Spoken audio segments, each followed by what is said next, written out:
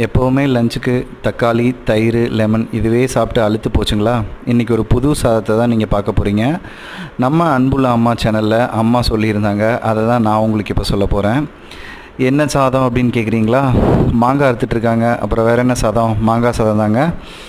அது என்னென்னா, மாங்காவை வந்து ஃபுல்லாகவே சின்ன சின்னதாக கட் பண்ணி வச்சுட்டு, அதுக்கப்புறம் ஒரு சட்டியில் கொஞ்சம் எண்ணெய் ஊற்றிட்டு, அதுக்கப்புறம் கடுகு, கருவேப்பிலை, அப்புறம் வெங்காயம், மிளகா இதெல்லாம் போட்டு, உங்களுக்கு தேவைப்பட்டால் வேர்க்கடலை, இந்த கடலைப்பருப்பு இதெல்லாமே போட்டு ஃப்ரை பண்ணிக்கோங்க. அதுக்கப்புறம் மாங்காவை துருவி வச்சுக்கலாம், இல்லை சின்ன சின்ன பீஸாக துருவி வச்சுக்கிட்டிங்கன்னா உங்களுக்கு நல்லாயிருக்கும். அந்த மாதிரி வந்துட்டு துருவிலாம் வச்சுட்டு அதுக்கப்புறமா அதை போட்டு அதை நல்லா ஃப்ரை பண்ணுங்கள். உங்களுக்கு கொஞ்சமாக உப்பு போட்டுக்கோங்க, தேவையான அளவு உப்பு போட்டுக்கோங்க.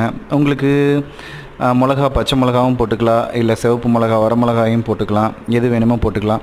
ஆக்சுவலாக அம்மாவுக்கு வந்து வீட்டில் தக்காளி, தயிர், லெமனை விட அம்மாவுக்கு இது வந்து மாங்காய் சாதம் ரொம்ப பிடிக்கும்.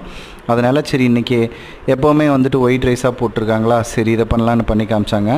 அதுக்கப்புறம் சாப்பாடு சூடாக இருந்ததுன்னா அதை எடுத்து, சூடாக இருந்தாலும் சரி ஆறி போயிருந்தாலும் சரிங்க, எடுத்து போட்டு இதே மாதிரி ஃப்ரை பண்ணுங்கள். நல்லா ஃப்ரை பண்ணினதுக்கப்புறமா அது கூட வந்துட்டு உங்களுக்கு ஏதாவது ஃப்ரை நார்மலாக உங்களுக்கு தயிர் சாதத்துக்கு என்ன உருளைக்கிழங்கு பொரியல், இல்லை வேறு ஏதாவது சேனக்கிழங்கு, கருணக்கிழங்கு பொரியல் சாப்பிடுவீங்களே அந்த மாதிரி வச்சுக்கலாம். கூடவே கொஞ்சம் சாம்பார் இருந்ததுன்னா கூட ஊற்றி சாப்பிட்லாம். இது கொஞ்சம் லைட்டாக புளிப்பாக இருக்கும். சாம்பார் புளிப்பு கம்மியாக ஊற்றி சாப்பிடுங்க, சூப்பராக இருக்குங்க.